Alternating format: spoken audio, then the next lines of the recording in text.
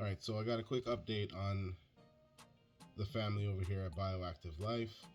I have an 18.5 inch aquarium cube that I found on the side of the road a few months back. I have it up and running. It seems pretty established right now. I have a set of Dumbo ear red mosaic guppies in there, 4 females and 2 males, but I just lost 1 male, so 1 guy and 4 females right now. Situation that I have is that the parents, or the adults, sorry, they relentlessly hunt down the fry and take them all out. And it's kind of strange that I have shrimp in the tank as well, and the shrimp have multiplied since I've put them in there.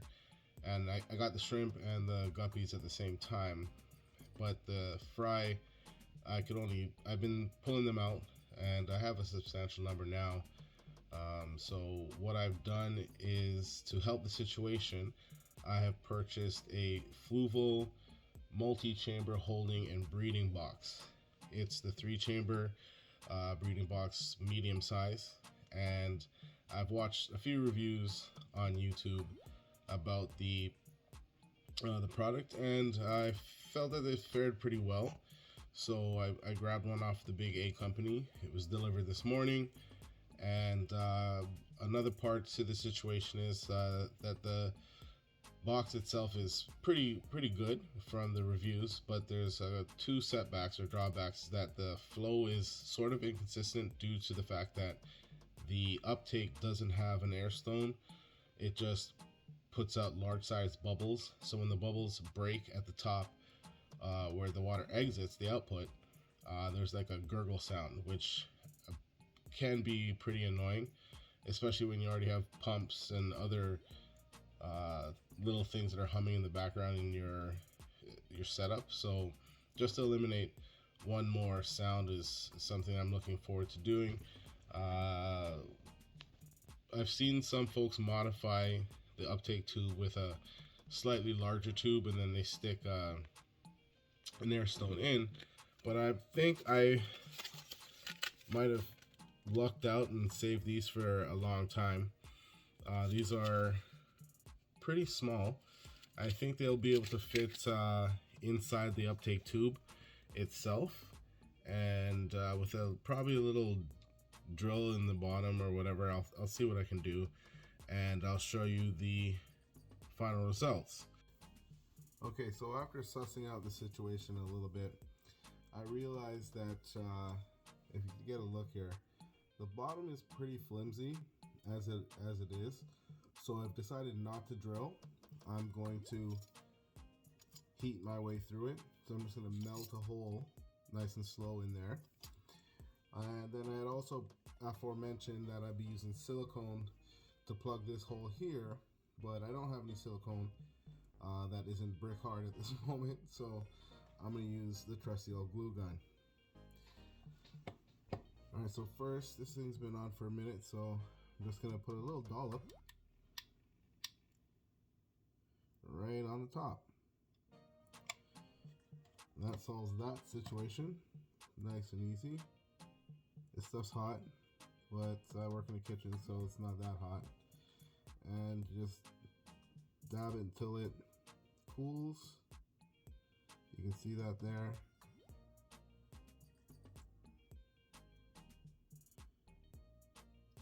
And there. Just ball it in. Hole's plugged. I'm gonna let that sit, and then I'm gonna break off all the outer parts once it's nice and fully cool. And this is plugged in, but is it on? Red light indicates on. And once it's hot, I'll melt it and show you how I did that. Now that my soldering iron is hot, red light, the bottom,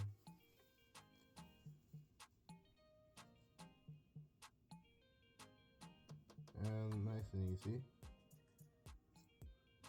Alright, so there's the hole. I'm going to test it and see if the air stone fits. 1 second.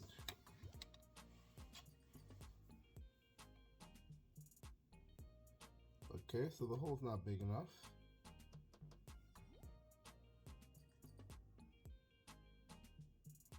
Just going to touch it up a little bit more. Okay, that's the adjustment. And boom, perfect. It's super snug. Let's go from the reverse side now. That fits perfectly.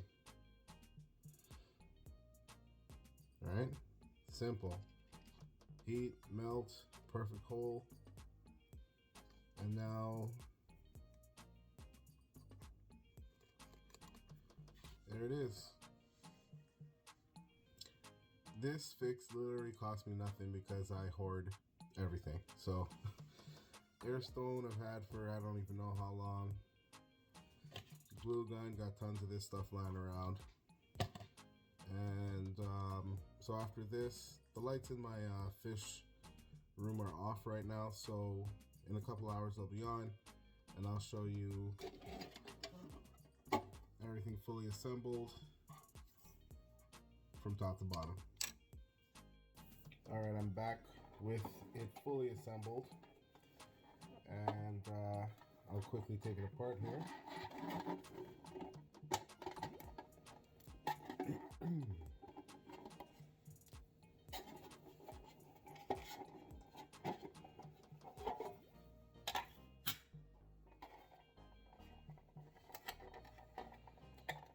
So these little white pieces here are the lid clips. You get two. They go on either side, here and here, when you got the lid on. As you can see, I've switched out the air tube with some black stuff that I got, more uniform for my fish area and my frog area. This little on-off air valve, and as you can see, the super clean installation of my air stone. Like, really impressed. It's so simple and it's like gonna work really well. And yeah, this is the box completed. All right, so I'm back as promised, and this is a close-up of the air intake, and as you can tell, the lock valve is not actually perfect. It's a little bit of air still creeping through, as you can see, though, by the bubbles coming up there. The valve itself is right there, and I have it all the way down, but as you can tell, air is still coming up. The actual breeder box is empty at this point, and I'm going to now release the air valve, and let's see how this thing fills up.